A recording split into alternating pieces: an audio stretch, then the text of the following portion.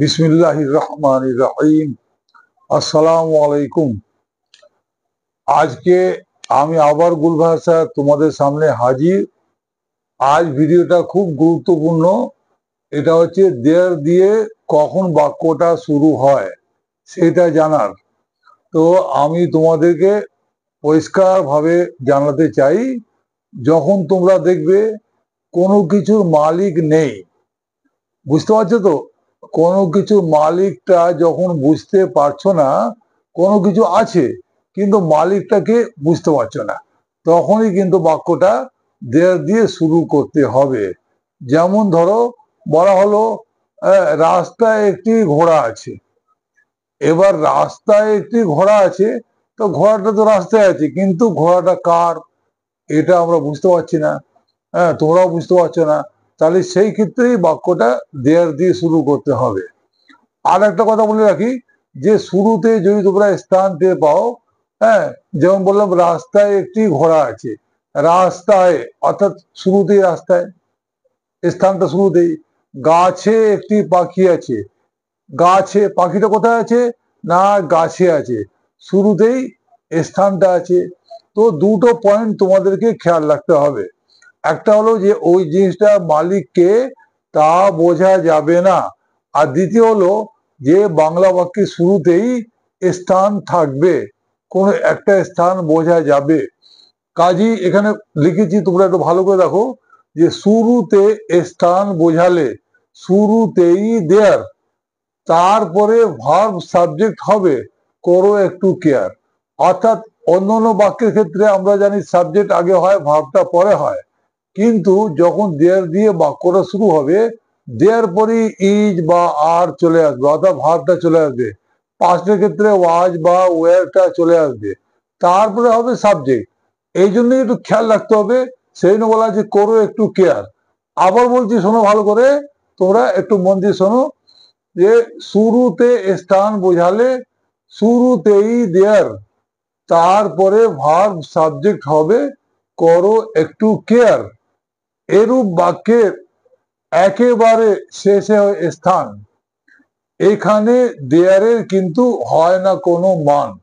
অর্থাৎ যখন দেয়ার দিয়ে বাক্যটা আমরা শুরু করব, তো আমরা স্থানটা বাক্যের একেবারে শেষে লিখবো, ইংরেজিতে একেবারে শেষে। বাংলায় স্থানটা থাকে একেবারে আগে, আর ইংরেজিতে অনুবাদ করার সময় স্থানটা হবে একেবারে শেষে। আর এখানে দেয়ারটা মাত্র ব্যবহার হবে, কিন্তু দেয়ারের কোনো অর্থ থাকবে না। যেমন আমরা যদি বলি আমি সেখানে যাই, আই গো দেয়ার, তুমি সেখানে যাও, ইউ গো দেয়ার, সে সেখানে থাকে, হি লিভস দেয়ার। তো এখানে দেয়ারটা যখন শেষের দিকে ব্যবহার হবে, তখন দেয়ারের মানেটা সেখানে থাকে। কিন্তু যখন আমরা শুরুতেই দেয়ারটা ব্যবহার করি, তখন এরকম দেয়ারের ব্যবহারটাকে আমরা বলি ইন্ট্রোডাক্টরি দেয়ার, অর্থাৎ দেয়ারটা মাত্র ব্যবহার হবে, কিন্তু এর কোনো মানে থাকবে না। এবার উদাহরণটা দিকে তোমরা তাকাও। টেবিলে একটি বই আছে, টেবিলে বইটা আছে মানে শুরুতে স্থান আছে, টেবিলে কোথায় না টেবিলে। তো আমরা ইংরেজিতে লিখবো দেয়ার ইজ এ বুক। দেখো ইজটা ভার্ব আর এ বুকটা হচ্ছে সাবজেক্ট, তাহলে এখানে ভার্বটা আগে সাবজেক্টটা পরে হলো, আর লাস্টে হলো কোথায় আছে না on the table. There is a book on the table. কিন্তু যদি বলা হয় আমার একটি বই আছে, এই ক্ষেত্রে কোনোদিনই বাক্যটা দেয়ার দিয়ে শুরু করবে না, কারণ বইটার তো মালিক আমি। আমার একটি বই আছে, আমার একটি গাড়ি আছে, আমার একটি ঘোড়া আছে, বা তার আছে, তার একটি দোকান আছে। যখন মালিকানা বোঝা যাবে, তখন কোনোদিনই বাক্যটা দেয়ার দিয়ে শুরু হবে না, তখন হ্যাভ বা হ্যাজ ব্যবহার করতে হয়। যেমন আই হ্যাভ এ বুক, আমার একটি বই আছে। এবার আমি তেমনি বললাম এ মাঠে 10টি গরু আছে। এবারে মাঠে শুরুতে স্থান চলে আসছে, তার মানে দেয়ার দিয়ে বাক্যটা শুরু হবে। আর গরুগুলো কার, 10টা গরু আছে, 10টা গরুই কার বুঝতে পারছি না, তাহলে বাক্যটা আমরা দেয়ার দিয়ে শুরু করব, দেয়ার আর 10 কাউস ইন দ্য ফিল্ড। এবার যদি বলি যে আমার 10টি গরু আছে, কি রামের 10টি গরু আছে। তো যদি বলি রামের 10টি গরু আছে, তাহলে এখানে মালিক তো আমরা বুঝতে পারছি যে গরুর মালিকটা হচ্ছে রাম। কাজেই এখানে আমরা রাম হ্যাজ 10 কাউস লিখবো। কিন্তু যখন থাকবে যে মাঠে 10টি গরু আছে, তখন বলবো যে দেয়ার আর 10 কাউস ইন দ্য ফিল্ড। কাজেই আশা করি তোমরা এটা বুঝতে পারছো যে আমরা দেয়ার দিয়ে কখন বাক্য শুরু করব। আমি আরেকবার পয়েন্টটা তোমাদের বলি যে দুটো পয়েন্ট তোমাদেরকে খেয়াল রাখতে হবে। একটা হচ্ছে মালিকটা কে, সেটা বোঝা যাবে না। আর দ্বিতীয় হচ্ছে ওই জিনিসটা কোনো না কোনো স্থানে থাকবে, অর্থাৎ শুরুতেই একটা স্থান বোঝা যাবে জিনিসটা কোথায় আছে। যেমন আরেকটা উদাহরণ বলছি আমি, খাঁচায় 2টি পাখি আছে, তখন আমরা বলবো দেয়ার আর 2 বার্ডস ইন দ্য কেজ। কিন্তু যদি বলি যে লোকটির 2টি পাখি আছে, তখন দ্য ম্যান হ্যাজ 2 বার্ডস। তো আশা করি তোমাদের দেয়ারের ব্যবহারটা পরিষ্কার হয়েছে। এবার আমি তোমাদের কিছু কাজ দিচ্ছি, তোমরা দেখো।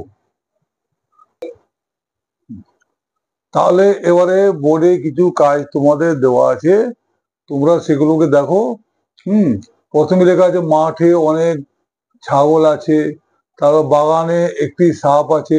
যতক্ষণ তোমরা দেখবে স্থান শুরুতে দেওয়া আছে, তোমাদের খেয়াল রাখতে হবে যে প্রথমে দেয়ার হবে, আর তারপরে ইজ অথবা আর যদি পাস্টে হয় তাহলে দেওয়ার পরে ওয়াজ অথবা ওয়ার।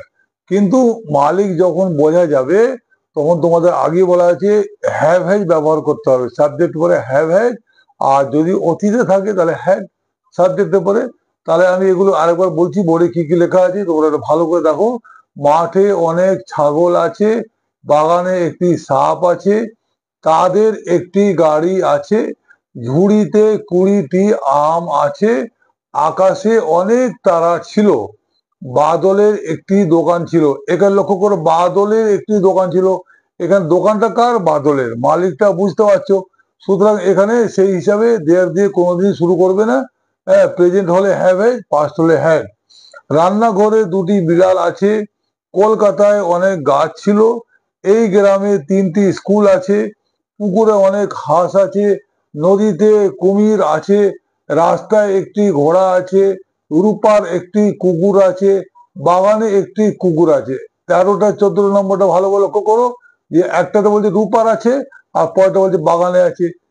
সুতরাং সেইটা খুব ভালো করে বুঝে তোমাদের করতে হবে যে ওটা হবে কি হবে না দেয়ার, ঠিক আছে। তো আশা করি ভিডিওটা তোমাদেরকে খুব ভালোই লাগছে। তোমরা এরকম ভাবে ট্রান্সলেশনটা বারবার ঠিকঠাক করে অভ্যাস করো, তো খুব ভালো লাগবে। আর তোমাদের বন্ধু বান্ধব আত্মীয় স্বজন যারা ইংরেজিতে পিছিয়ে, তাদেরকেও ভাববে যে এই ভিডিওটা তারাও যেন মানে তাদেরকেও শেয়ার করে দেবে। হ্যাঁ, তাদের কাছে যেন ভিডিওটা পৌঁছে যায়। কাজেই তোমাদেরকে বলছি যে ভিডিও তোমাদের মানে আশা করি ভালো লাগছেই। আর ওদেরকেও ভালো করে জানিয়ে দাও যে এরকম ভিডিও আছে, ভালো করে তাদেরও যেন সমস্যাটা দূর হয়ে যায়। হ্যাঁ, কাজই তাই আমি আমি বলছি ইংরেজিতে পিছিয়ে যারা, তাদের করো কেয়ার, তাদের জন্য করতে পারো বেশি বেশি শেয়ার। ভিডিওটা কেমন লাগছে please describe, if not describe please like and subscribe.